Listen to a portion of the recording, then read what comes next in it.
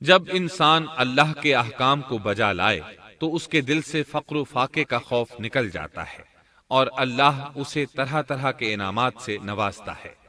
انسان جب تک اللہ کے احکام کو بجا لاتا رہے گا تب تک اللہ کی نصرت اور اس کی تائید شامل حال رہے گی۔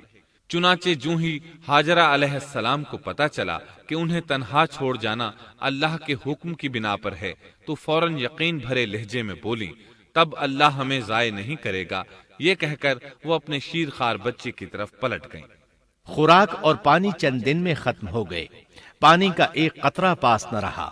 اب پانی کی تلاش شروع کی، لیکن اپنے لیے تو درکنار، ماں کو بیٹے کے لیے بھی پانی نہ ملا نہ خوراک۔ اب بچہ لگا بھوک سے بلکنے، خوراک نہ ملنے کی وجہ سے ماں کا دودھ بھی خشک ہو گیا تھا۔ عورت کتنی بھی باحوصلہ ہو اپنے بچے کو بھوک سے بلکتے نہیں دیکھ سکتی۔ اب انہوں نے بچے کو وہیں چھوڑا اور تیزی سے قریبی پہاڑی صفا کی طرف لپکی، اوپر چڑھ کر ادھر ادھر نظر دوڑائی کہ شاید کسی طرف پانی یا خوراک نظر آ جائے یا کسی انسان کی جھلک نظر آ جائے۔ جب کچھ نظر نہ آیا تو نشیب کی طرف چلی، ساتھ میں بچے کی طرف بھی دیکھتی جاتی تھی۔ نشیب میں پہنچی تو بچہ نظروں سے اوجھل ہو گیا، اس پر اور بے چین ہوئی اور بلندی کی طرف دوڑی۔ اس طرح مروہ پہاڑی پر چڑھ گئیں، وہاں بھی چاروں طرف نگاہ دوڑائی لیکن کچھ نظر نہ آیا۔ خیال آیا کہ پھر کوشش کرنی چاہیے۔ اس خیال سے مروہ پہاڑی سے اتری اور صفا کی طرف چل دی۔ درمیان میں نشیب کی وجہ سے بچہ نظر نہ آیا تو دوڑنے لگی۔ اس طرح پھر صفا پر چڑھ گئیں۔ اللہ اکبر! ایک تو عورت ذات کمزور، پھر بھوک پیاس سے نڈھال، اس پر کس قدر سعی اور کوشش میں مصروف، وہ بھی اپنے بچے کے لیے۔ بہرحال بار بار کوشش کے خیال سے انہوں نے صفا اور مروہ پہاڑیوں کے درمیان 7 چکر لگائے۔ یہی وجہ ہے مسلمان عازمین حج صفا و مروہ کے درمیان سعی کرتے ہیں تاکہ اس واقعے کی یاد تازہ ہو جائے۔ جب وہ آخری مرتبہ مروہ پر پہنچی تو انہوں نے ایک آواز سنی۔ یہ آواز اسماعیل علیہ السلام کے قریب سے آئی تھی۔ انہوں نے پوری توجہ سے آواز کو سننے کی کوشش کی اور جلدی سے اسماعیل کے قریب پہنچی۔ کیا دیکھتی ہیں، اسماعیل کے قدموں کے نیچے سے پانی پھوٹ رہا ہے، کیونکہ جبریل علیہ السلام کو اللہ نے اس صابرہ خاتون کی مدد کے لیے بھیجا تھا۔ انہوں نے زمزم والی جگہ پر اپنا پر مارا تو اسماعیل کے قدموں کے پاس سے ایک عظیم چشمہ رحمت نمودار ہوا۔ مستقبل کے پیغمبر کے قدموں کے نیچے سے اللہ نے جبریل فرشتے کے ذریعے زمین پھاڑ کر پانی نکال دیا۔ یہی آب زمزم کا آغاز تھا۔ ہاجرہ علیہ السلام پانی کو آنکھیں پھاڑ پھاڑ کر حیرت سے دیکھ رہی تھی۔ ان کی خوشی کی انتہا نہ رہی جب انہوں نے دیکھا پانی پھوٹ پھوٹ کر چاروں طرف بہ رہا ہے۔ زمین ہموار تھی، اس لیے انہوں نے زمین کو کھودنا شروع کر دیا تاکہ پانی ادھر ادھر نہ بہ جائے۔ پھر انہوں نے اس گڑھے کے چاروں طرف پتھر رکھ دیے اور زبان سے بولی، زم زم، اس کا مطلب ہے رک جا۔ نبی اکرم صلی اللہ علیہ وسلم کا فرمان ہے، رحم اللہ اسماعیل لولا انها عجلت لكانت زمزم عینا معینا۔ اللہ اسماعیل کی والدہ پر رحم فرمائے، اگر وہ جلد بازی سے کام نہ لیتی تو زمزم ایک بہنے والا چشمہ ہوتا۔ لیکن انہوں نے اس کے گرد بند باندھ دیا۔ انہیں دراصل اس وقت پانی کی شدید ضرورت تھی، اس لیے انہوں نے پانی کو اپنے پاس جمع کر لیا تاکہ بہہ کر ضائع نہ ہو جائے۔ انہوں نے اسماعیل کو پانی پلایا، خود بھی خوب پیا، اور یہ اللہ تعالی کی طرف سے ان کی مہمان نوازی تھی۔ وہاں کوئی اور انسان نہیں تھا، نہ کھانے کی کوئی چیز تھی، بس یہی آب زمزم ان کے لیے کھانے اور پینے کا کام دے رہا تھا۔ اب چونکہ زمزم ایک چشمہ بن گیا تھا، اس لیے پرندے بھی آنے لگے۔ انہی دنوں عرب کے قبیلوں میں سے ایک قبیلہ بنو جرہم یمن کو خیر باد کہہ کر اس طرف آ رہا تھا۔ یمن میں ایک بہت بڑا ڈیم تھا۔ پہاڑوں کے درمیان انہوں نے پانی کو روک کر ایک بہت بڑا بند قائم کر رکھا تھا، اس سے پورا سال آسانی سے کھیتی باڑی کرتے تھے۔ اس ڈیم کی بدولت ان کا آب پاشی کا نظام بہت اچھا تھا۔ جب اس ڈیم کو اللہ تعالیٰ نے توڑا تو تمام لوگ وہاں سے منتشر ہو گئے اور جزیرہ عرب کے اطراف میں منتقل ہونے لگے۔ وہیں سے ہجرت کرنے والا ایک قبیلہ بنو جرہم تھا۔ یہ لوگ بنیادی طور پر عرب تھے۔ یہ قبیلہ سفر میں رہتا، جہاں کہیں پانی اور چراگاہ نظر آتے وہیں پڑاؤ ڈال دیتے۔ جب وہاں خوراک ختم ہو جاتی تو آگے سفر شروع کر دیتے۔ چونکہ وہ بہت بڑے تاجر تھے، اس بنا پر ان راستوں سے خوب واقف تھے۔ انہیں چشموں کا خوب علم تھا۔ ملک شام کی طرف بھی ان کی آمد و رفت تھی۔ یہ قبیلہ بنو جرہم مکہ کے قریب پہنچا تو فضا میں پرندوں کو منڈلاتے پایا۔ کہنے لگے ان پرندوں کی موجودگی میں ضرور کوئی راز ہے۔ اب انہوں نے اپنے کچھ آدمی اس طرف بھیجے۔ یہ لوگ جلد ہی چشمے تک پہنچ گئے۔ انہوں نے وہاں ایک عورت اور اس کے بچے کو پایا۔ پھر وہ لوگ ان کے پاس آئے، وہاں پڑاؤ ڈالنے کی اجازت مانگی۔ سیدہ ہاجرہ نے فرمایا، ٹھیک ہے، لیکن شرط یہ ہے کہ تمہیں اجرت ادا کرنا ہوگی۔ ان کے لیے یہ سستا سودا تھا۔ ان کے پورے قبیلے کو سامان زندگی مل رہا تھا، جبکہ صرف ایک عورت اور اس کے بیٹے کی ذمہ داری ان پر عائد ہو رہی تھی۔ انہوں نے فوراً حامی بھر لی اور وہاں رہائش اختیار کر لی۔ اس طرح یہ لوگ سیدہ ہاجرہ علیہ السلام کی معیشت کا ذریعہ بن گئے، اور اس طرح سیدنا اسماعیل علیہ السلام بنو جرہم میں پرورش پاتے رہے۔ انہوں نے ان لوگوں سے عربی سیکھ لی اور ان سے بھی زیادہ عربی دان بن گئے۔ فصاحت اور بلاغت سے عربی میں بات چیت کرنے لگے۔ پھر ان کی اس قبیلے میں شادی ہو گئی۔ ان کی اولاد سے عرب قوم کا آغاز ہوا۔ انہی میں سے سرور کائنات محمد صلی اللہ علیہ وسلم کی ولادت باسعادت ہوئی۔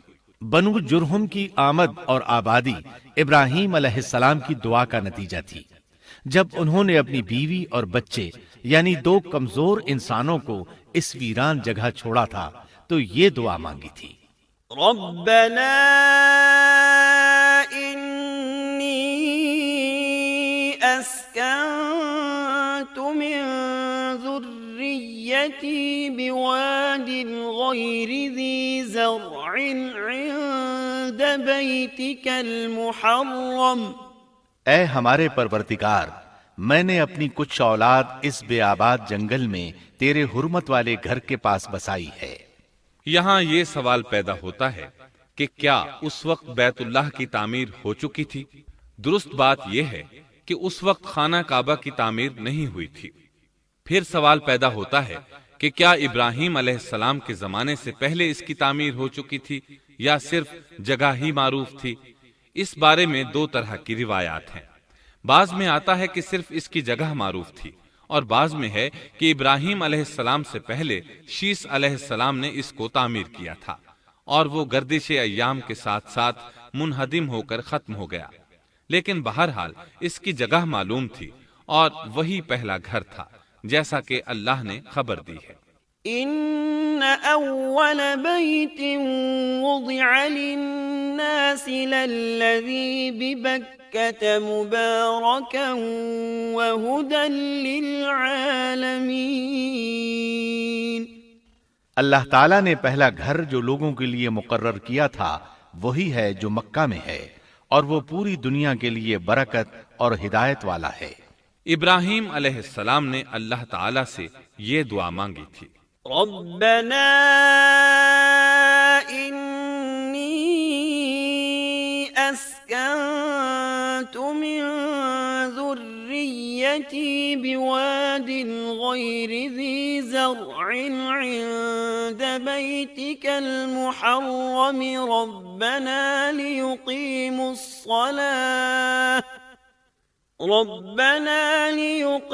الصلاة فاجعل أفئدة من الناس تهوي إليهم وارزقهم من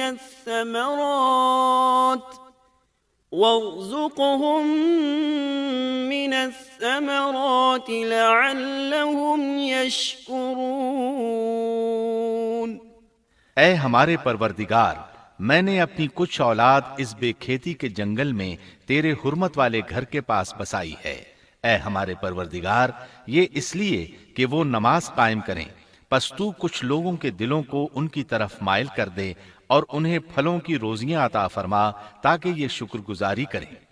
دن گزرتے رہے اور اسماعیل علیہ السلام بنو جرہم کے ماحول میں عمر کی منزلیں طے کرتے رہے اور وہ ہوش سنبھالنے کے قریب ہو گئے۔ ابراہیم علیہ السلام ہر سال 1-2 بار اپنے گھرانے کی دیکھ بھال کے لیے چکر لگاتے تھے۔ جب اسماعیل علیہ السلام نے ہوش سنبھالا تو ایک بار پھر ایک عظیم آزمائش کا وقت آ گیا۔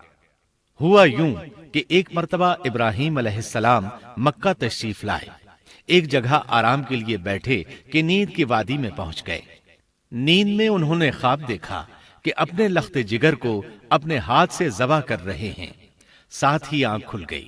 ابراہیم علیہ السلام جانتے تھے کہ انبیاء کرام کے خواب حقیقت ہوتے ہیں، اللہ کی طرف سے وحی ہوتے ہیں، اور شیطان کسی صورت ان کے خواب میں نہیں آ سکتا۔ لہٰذا انہوں نے اس خواب کے مطابق عمل کرنے کا پختہ ارادہ کر لیا، کسی قسم کی پریشانی کا شکار نہ ہوئے۔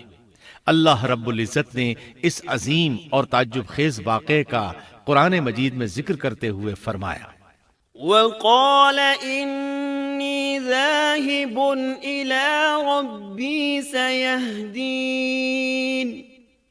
رب هب لي من الصالحين فبشرناه بغلام حليم فلما بلغ معه السعي قال يا بني إني أرى في المنام أني أذبحك فانظر ماذا ترى۔ اور ابراہیم نے کہا، میں تو ہجرت کر کے اپنے پروردگار کی طرف جانے والا ہوں، وہ ضرور میری رہنمائی کرے گا۔ اے میرے رب، مجھے نیک بخت اولاد عطا فرما۔ تو ہم نے ایک بردبار بچے کی بشارت دی۔ پھر جب بچہ اتنی عمر کو پہنچا کہ اس کے ساتھ چلنے پھرنے لگا تو ابراہیم نے کہا، میرے پیارے بیٹے، میں نے خواب دیکھا ہے کہ میں تجھے ذبح کر رہا ہوں، اب تو بتا تیری کیا رائے ہے؟ یہاں سوال پیدا ہوتا ہے کہ ابراہیم علیہ السلام نے اسماعیل علیہ السلام سے مشورہ کیوں لیا؟ وہ چاہتے تو اسماعیل کو سوتے میں ذبح کر دیتے، اس طرح اللہ کا حکم بجا لاتے۔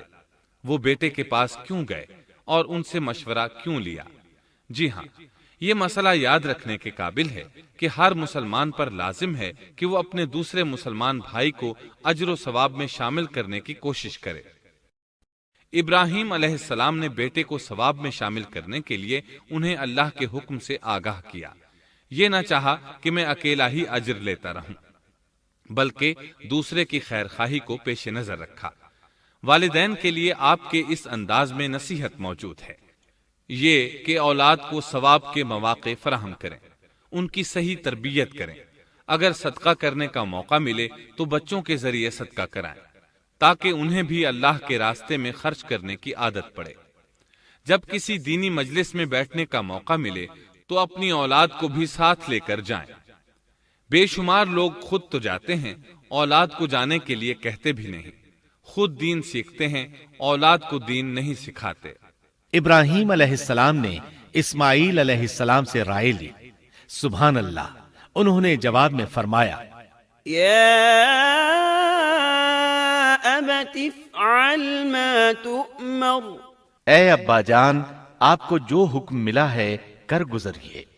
یہ نہیں کہا کہ مجھے تو حکم نہیں ہوا، بلکہ فوراً سر تسلیم خم کر دیا، اس لیے کہ وہ جانتے تھے انبیاء کا خواب حقیقت پر مبنی ہوتا ہے، اللہ کی وحی ہوتا ہے، اس لیے بالکل پریشانی ظاہر نہ کی، یہ تک نہ پوچھا مجھے کیوں ذبح کر رہے ہیں، یا میرا کیا جرم ہے، یا آپ کے پاس کون سا صریح حکم آیا ہے۔ انہوں نے ایسی کوئی بات نہ کہی۔ اللہ کی فرما برداری اسی کو کہتے ہیں۔ چنانچہ اپنے باپ سے کہا، يا أبت افعل ما تؤمر ستجدني إن شاء الله من الصابرين۔ اے ابا جان، آپ کو جو حکم ہوا ہے اس کو کر گزریے، انشاءاللہ آپ مجھے صبر کرنے والوں میں پائیں گے۔ علماء کرام فرماتے ہیں اس جملے سے ان کا انتہائی ادب اور احترام شامل ہے، اور اس میں زبردست توکل موجود ہے۔ یہ نہیں کہا کہ آپ مجھے صبر کرنے والوں میں سے پائیں گے، بلکہ آپ نے اللہ کی مشیت کو جملے میں شامل کیا اور فرمایا انشاءاللہ آپ مجھے صبر کرنے والوں میں سے پائیں گے۔ لہٰذا مسلمانوں کو دھوکے میں نہیں پڑنا چاہیے۔ یہ نہ کہے میں سفر کروں گا، میں فلاں کام کروں گا، میں فلاں کام کے کرنے کی طاقت رکھتا ہوں، بلکہ یوں کہے اللہ نے چاہا تو میں سفر کروں گا، اللہ نے چاہا تو فلاں کام کروں گا۔ اپنے علم اور طاقت کے دھوکے میں پڑنا سراسر نادانی ہے۔ ہر چیز کا تعلق اللہ سے قائم کرے، جیسا کہ اللہ تعالیٰ فرماتے ہیں ولا تقولن لشيء إني فاعل ذلك غدا إلا أن يشاء الله، اور ہرگز ہرگز کسی کام پر یوں نہ کہنا کہ میں اسے کل کروں گا، مگر ساتھ ہی انشاءاللہ کہہ لینا۔ اپنی زبان کو اللہ کے ذکر سے سجا کر رکھو اور ہمیشہ اپنے معاملات کو اللہ کی طرف لوٹاؤ۔ بہرحال باپ بیٹا دونوں ہی مصمم ارادے کے ساتھ اللہ کا حکم پورا کرنے کے لیے پیش ہو گئے۔ اسماعیل علیہ السلام نے اپنے والد محترم سیدنا ابراہیم علیہ السلام سے کہا جب آپ مجھے ذبح کرنے لگیں تو میری پیشانی کو زمین پر رکھ دیجیے گا تاکہ آپ کو میرا چہرہ نظر نہ آئے اور کہیں آپ کے ہاتھ رک نہ جائیں، چہرہ دیکھ کر آپ پر شفقت پدری غالب نہ آ جائے۔ اب ابراہیم علیہ السلام نے بیٹے کی پیشانی پکڑ کر زمین پر لٹا دیا، جیسا کہ اللہ تعالیٰ نے فرمایا فلما أسلما وتله للجبين، جب دونوں مطیع ہو گئے اور ابراہیم نے اسے پیشانی کے بل لٹا دیا۔ اب انہوں نے چھری پکڑی اور گردن پر چلا دی، لیکن چھری نے گردن نہ کاٹی، بالکل اسی طرح جیسے آگ نے ابراہیم کو نہیں جلایا تھا، اس لیے کہ چھری میں کاٹنے کی طاقت اور آگ میں جلانے کی صلاحیت اللہ کے حکم کے بغیر نہیں آ سکتی۔ اللہ نے دونوں سے یہ طاقتیں سلب کر لیں۔ اب ابراہیم زور لگا رہے ہیں، ادھر اسماعیل علیہ السلام کہہ رہے ہیں ابا جان جلدی کیجئے، چھری چلائیے۔ اللہ تعالیٰ نے اس واقعے کا ذکر یوں فرمایا ہے فلما أسلما وتله للجبين، جب وہ دونوں مطیع ہو گئے اور ابراہیم نے اسے پیشانی کے بل لٹا دیا۔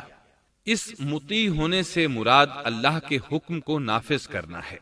اب ظاہر ہے مطیع تو وہ پہلے بھی تھے، لیکن یہاں اسلما یعنی مطیع ہونے سے مراد کامل اسلام ہے۔ نہایت واضح اور حقیقی اسلام مراد ہے، اس لیے کہ کامل اسلام وہی ہوتا ہے جس میں بغیر کسی تردد اور توقف کے اللہ کے امر اور نہی کی تصدیق کی جائے۔ یہ تھا حقیقی اسلام۔ ہاں تو چھری چلتی رہی، گلا نہ کٹا، اس لیے کہ امتحان اور آزمائش کی تکمیل ہو چکی تھی۔ یہ بات ثابت ہو چکی تھی کہ اللہ کا حکم نافذ کرنے میں دونوں پوری طرح کوشاں ہیں۔ اللہ تعالیٰ بھی فرما برداری ہی کا صلہ عطا فرماتے ہیں۔ چنانچہ آواز آئی قد صدقت الرؤيا إنا كذلك نجزي المحسنين إن هذا لهو البلاء المبين، ہم نے اسے پکارا اے ابراہیم تو نے خواب کو سچ کر دکھایا، یقیناً ہم اسی طرح نیکوکاروں کو جزا دیا کرتے ہیں۔ یقیناً یہ ایک کھلی آزمائش تھی۔ تاریخ کا ایک عظیم ترین امتحان اور کڑی آزمائش دنیا کو آج بھی حیرت میں ڈال دیتی ہے۔ کون ہے جو بیٹے کو ذبح کرنے پر تیار ہو جائے، خاص طور پر اس صورت میں جب اولاد بھی اکلوتی ہو، جس کی وجہ سے 86 سال کے بعد آنگن میں بہار آئی ہو۔ پھر اس کی قربانی کا بھی واضح حکم نہیں دیا گیا تھا، اشارتاً خواب میں رہنمائی کی گئی تھی۔ آپ کہہ سکتے تھے یہ قتل اور سنگین جرم ہے، کہہ سکتے تھے اپنے بیٹے کو کس جرم میں قتل کروں، لیکن آپ نے بغیر کسی تعامل کے سر تسلیم خم کر دیا اور اس عظیم امتحان میں کامیاب ہوئے۔ اللہ فرماتے ہیں وإبراهيم الذي وفى اور ابراہیم وہ ہیں جنہوں نے وفاداری کی۔ اس آیت میں یہ نہیں بتایا گیا کہ کس چیز میں وفاداری کی، اس لیے کہ وہ تو ہر معاملے میں مکمل طور پر وفاداری کا مظاہرہ کر چکے تھے۔ آگ میں ڈالے جانے والا معاملہ، بیوی اور بچے کو لق و دق میدان میں چھوڑ آنے کا معاملہ، پھر ذبح کا امتحان، تعمیر بیت اللہ کی مشقت، غرض ہر معاملے میں وفادار تھے، حتیٰ کہ اپنا مال اللہ کے راستے میں خرچ کرنے میں اس قدر وفادار کہ ابو زیفان کے لقب سے مشہور ہو گئے۔ اس کا معنی ہے مہمان نواز۔ کسی مہمان کو دسترخوان پر اپنے ساتھ بٹھائے بغیر ایک لقمہ نہیں کھاتے تھے، باہر نکلتے مہمان تلاش کرتے، پھر اس کے ساتھ مل کر کھانا کھاتے، مہمان نہ ملتا تو سخت غمگین ہو جاتے۔ اس طرح انہوں نے اللہ کے ہر حکم کی پاسداری کی۔ ذبح والے اس امتحان کا اللہ نے انہیں کیا صلہ دیا؟ اللہ فرماتے ہیں وَفَدَيْنَاهُ بِذِبْحٍ عَظِيمٍ، ہم نے اسے عظیم ذبیحے کا بدلہ عطا کیا۔ ہاں تو ہم بتا رہے تھے چھری نے گلا نہ کاٹا۔ ایسے میں ابراہیم علیہ السلام نے ایک آواز سنی، آواز پیچھے سے آئی تھی۔ انہوں نے مڑ کر دیکھا، جبریل علیہ السلام نظر آئے۔ وہ آسمان سے ایک مینڈھا لے کر آئے تھے، دنیا کے مینڈھوں میں سے نہیں بلکہ جنت کا مینڈھا لائے تھے۔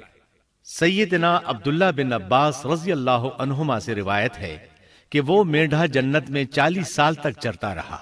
سفید رنگ، کشادہ آنکھوں، خوبصورت سینگوں والا حسین و جمیل مینڈھا تھا۔ بہرحال یہ ابراہیم علیہ السلام کی وفاداری کا بدلہ تھا جو اسماعیل علیہ السلام کے فدیے میں دیا گیا، اور پوری امت مسلمہ کے لیے حکم ہو گیا کہ اللہ کی رضا کے لیے قربانی اور ہدی پیش کرتے رہیں۔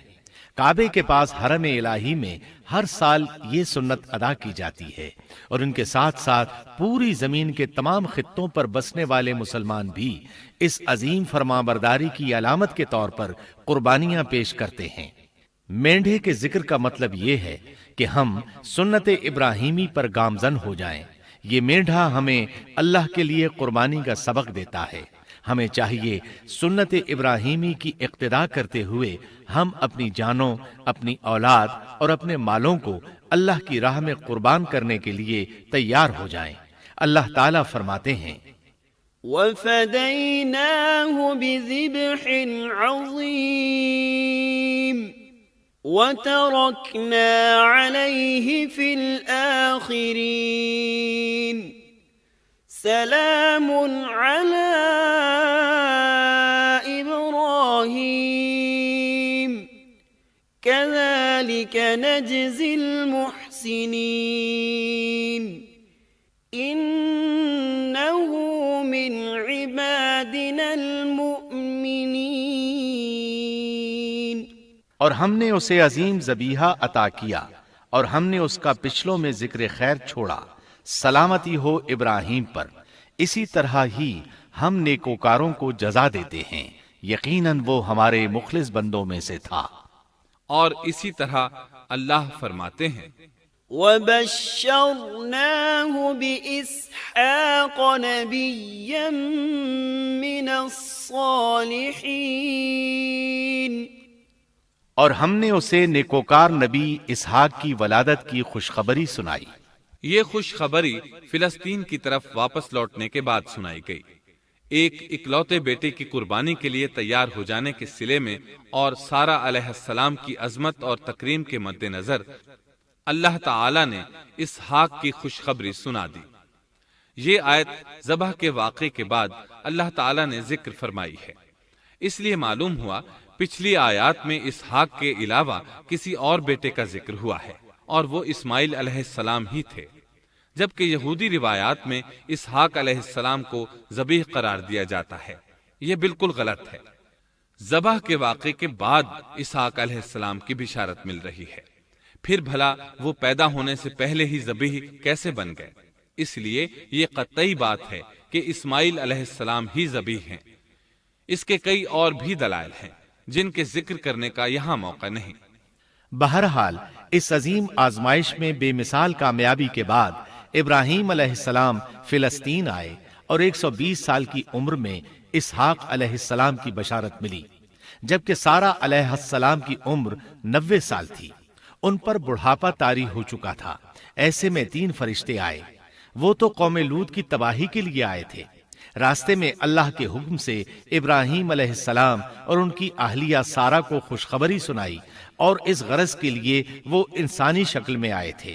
ابراہیم علیہ السلام تو پہلے ہی بہت مہمان نواز تھے، انہیں دیکھ کر بہت خوش ہوئے کہ مہمان آ گئے۔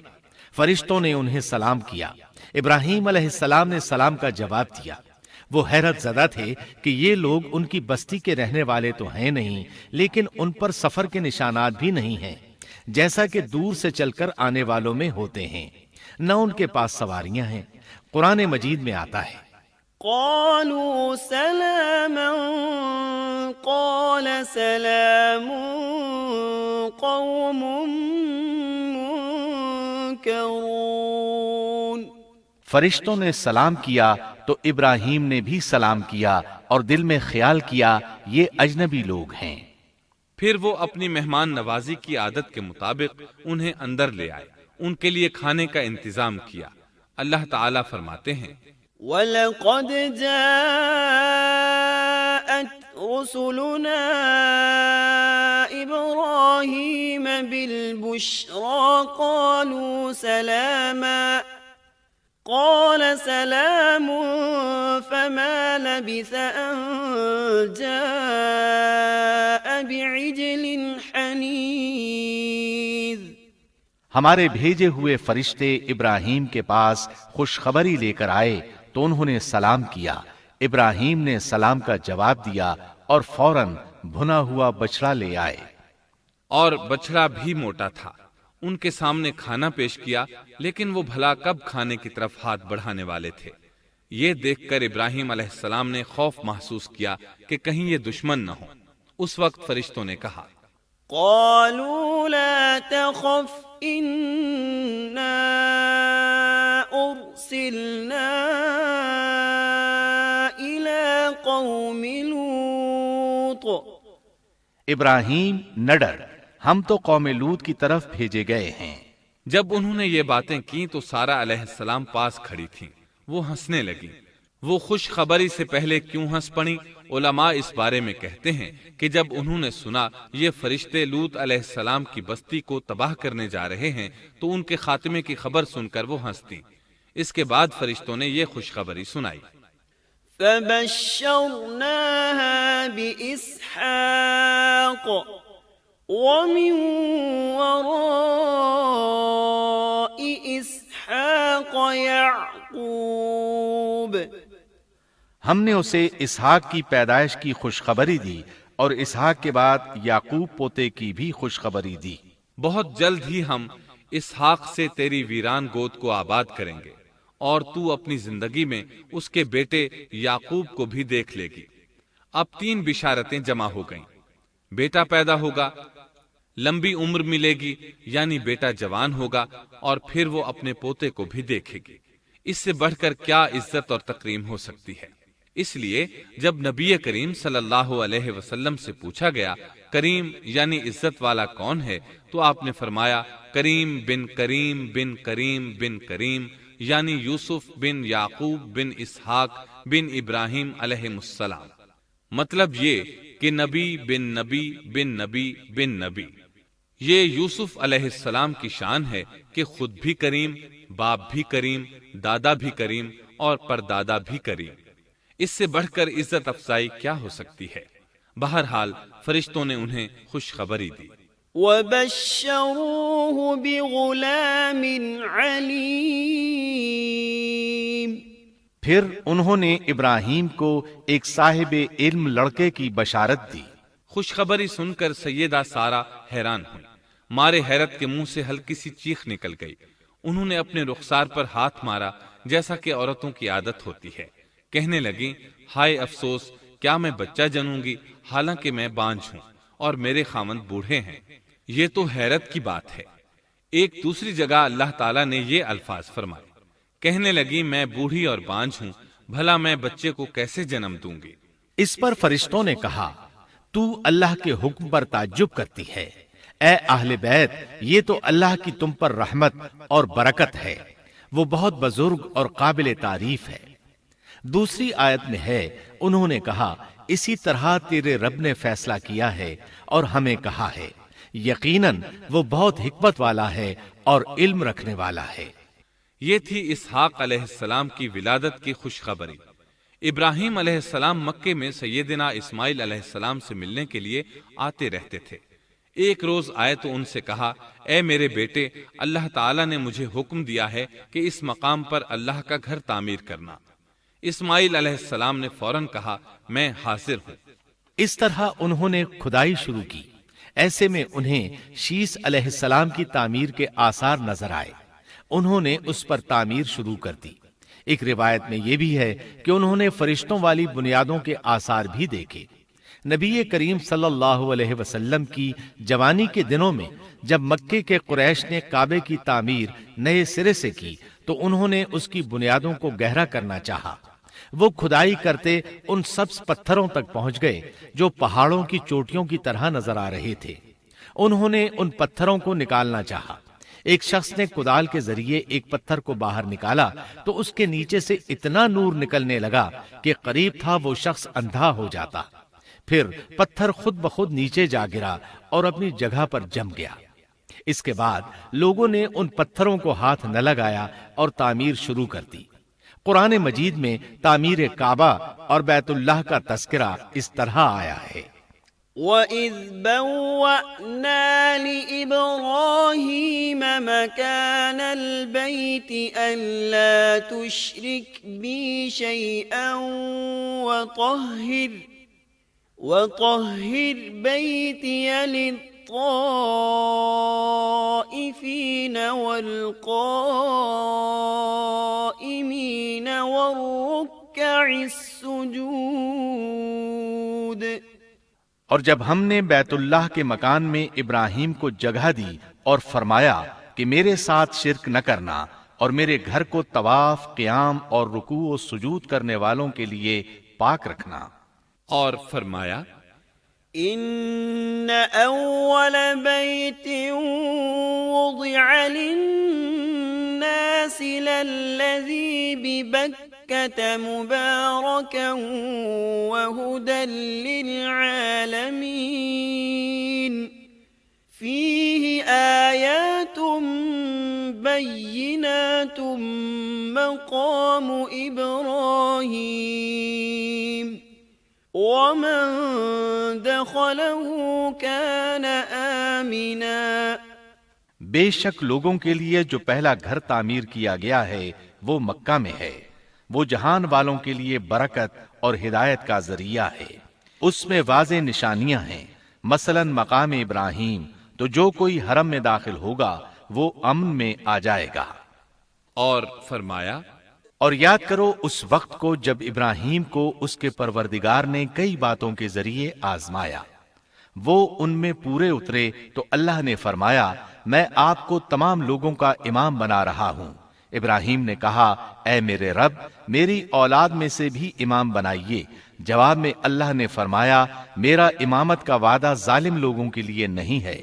اور اس وقت کو یاد کرو جب ہم نے بیت اللہ کو ثواب اور امن کی جگہ بنا دیا اور لوگوں نے مقام ابراہیم کو جائے نماز بنا لیا۔ ہم نے ابراہیم کو حکم دیا کہ میرے گھر کو طواف، اعتکاف، رکوع اور سجود کے لیے پاک رکھو، اور وہ وقت بھی یاد رکھو جب ابراہیم نے دعا کی اے پروردگار اس شہر کو امن والا بنا دے اور اس کے مومن بندوں کو پھلوں کا رزق عطا کر۔ اللہ تعالیٰ نے فرمایا میں کافروں کو بھی تھوڑا فائدہ دوں گا، پھر انہیں آگ کے عذاب کی طرف بے بس کر دوں گا، یہ پہنچنے کی جگہ بری ہے۔ اور وہ وقت یاد کرو جب ابراہیم اور اسماعیل بیت اللہ کی بنیادوں کو بلند کر رہے تھے اور دعا مانگ رہے تھے اے ہمارے رب ہماری محنت کو قبول فرما، تو دعا کو سننے والا جاننے والا ہے، اور ہمیں اپنا فرما بردار بنا، ہماری اولاد میں سے بھی ایک فرما بردار گروہ بنا، اور ہمیں عبادت کا طریقہ سکھا اور ہم پر رجوع فرما، کیونکہ تو ہی توبہ قبول کرنے اور رحم فرمانے والا ہے۔ اے ہمارے رب ان لوگوں میں انہی میں سے ایک رسول بھیج جو ان پر تیری آیات کی تلاوت کرے اور انہیں کتاب و حکمت سکھائے، انہیں پاک کرے، یقیناً تو غالب حکمت والا ہے۔ تعمیر کے دوران جب ابراہیم علیہ السلام اس مقام تک پہنچے جہاں آج حجر اسود ہے تو اللہ تعالیٰ نے جنت سے ایک سفید پتھر بھیجا۔ حدیث میں ہے یہ پتھر نہایت سفید تھا، اب سیاہ ہو گیا ہے۔ انسانوں کی غلطیاں اس کے سیاہ ہونے کا سبب بنی۔ جب دیواریں انسانی قد کے برابر ہو گئیں تو اسماعیل علیہ السلام ایک پتھر لے آئے۔ اب ابراہیم علیہ السلام اس پتھر پر کھڑے ہوئے، وہ ننگے پاؤں تھے۔ اسی وقت پتھر پگھل گیا، ان کے پاؤں اس کے اندر کسی قدر دھنس گئے، پتھر پر ان کے پیروں کے نشانات آ گئے۔ اسی پتھر کو آج مقام ابراہیم کہا جاتا ہے۔ پہلے یہ پتھر بیت اللہ کی دیواروں کے ساتھ رکھا گیا تھا۔ جب لوگ طواف کے لیے آتے تو سیدنا ابراہیم کے پیروں کے نشانات دیکھنے کے لیے یہاں ہجوم ہو جاتا۔ اس طرح طواف کرنے والوں کو دقت کا سامنا ہوتا۔ سیدنا عمر رضی اللہ عنہ نے صحابہ کرام کے مشورے سے اس پتھر کو اس جگہ سے قدرے ہٹا کر نماز کی صفوں کے قریب کر دیا تاکہ طواف کرنے والوں کو دقت نہ ہو۔ یہ مقام بہت مقدس ہے۔ اللہ نے فرمایا ہے وَاتَّخِذُوا مِن مَّقَامِ إِبْرَاهِيمَ مُصَلًّى، تم مقام ابراہیم کو جائے نماز مقرر کر لو۔ مقام ابراہیم کے قریب اس کے پیچھے ہو کر نماز پڑھنے کا موقع مل جائے تو لازماً وہاں 2 رکعت ادا کیا کرو۔ موقع نہ ملے تو پھر پوری مسجد حرام میں طواف سے فراغت والی 2 رکعت پڑھ لیا کرو۔ اس طرح کعبہ تعمیر ہوا، تب نیا حکم آیا۔ وَلِلَّهِ عَلَى النَّاسِ حِجُّ الْبَيْتِ مَنِ اسْتَطَاعَ إِلَيْهِ سَبِيلًا وَمَن كَفَرَ فَإِنَّ اللَّهَ غَنِيٌّ عَنِ الْعَالَمِينَ۔ لوگوں میں جو استطاعت رکھے اس پر اللہ کے لیے حج بیت اللہ فرض ہے، اور جو شخص جان بوجھ کر اعراض کرے تو اللہ جہانوں سے بے نیاز ہے اور اسے اس کی کوئی پرواہ نہیں۔ ادھر ابراہیم علیہ السلام کو اللہ تعالی کی طرف سے اشارہ ہوا، وَأَذِّن فِي النَّاسِ بِالْحَجِّ، لوگوں میں حج کا اعلان کر دیں۔ ابراہیم علیہ السلام کہنے لگے، اللہ میری آواز بھلا کس کس تک پہنچے گی؟ جواب آیا، آپ کے ذمے آواز لگانا ہے، پہنچانا ہمارا کام ہے۔ چنانچہ آپ عرفات کے ایک پہاڑ پر چڑھے اور آواز لگائی، لوگو بیت الحرام کا حج کرو۔ اللہ تعالیٰ نے معجزانہ طور پر یہ آواز تمام انسانوں تک پہنچا دی، خواہ وہ پیدا ہوئے تھے یا نہیں۔ دوسرا معجزہ یہ ہوا کہ اللہ نے بیت اللہ اور اس کے حج کی محبت لوگوں کے دلوں میں ڈال دی۔ اللہ نے فرمایا، وَأَذِّن فِي النَّاسِ بِالْحَجِّ يَأْتُوكَ رِجَالًا وَعَلَى كُلِّ ضَامِرٍ يَأْتِينَ مِن كُلِّ فَجٍّ عَمِيقٍ، اور آپ لوگوں میں حج کا اعلان کر دیں، وہ آپ کی طرف پیدل بھی آئیں گے اور دبلے پتلے اونٹوں پر بھی دور دور سے آئیں گے۔ اس طرح لوگ پیدل اور سوار ہو کر کثرت سے حج کے لیے آنے لگے اور یہ ویران علاقہ آباد ہونے لگا۔ یہ تھے حالات اور واقعات ابراہیم علیہ السلام کے۔ آپ نے 175 سال کی عمر میں وفات پائی۔ آپ سے پہلے سیدہ ہاجرہ علیہ السلام نے وفات پائی، اور ان کی وفات سے کچھ ہی عرصہ بعد سیدہ سارہ علیہ السلام 127 سال کی عمر میں فوت ہو گئیں۔ ان دونوں کی وفات کے بعد آپ غمگین رہنے لگے۔ آخر اتنی مدت تک ساتھ رہا تھا۔ آپ خلیل الرحمن تھے، آپ پر صحیفے بھی نازل ہوئے، آپ اللہ کے بے حد شکر گزار تھے۔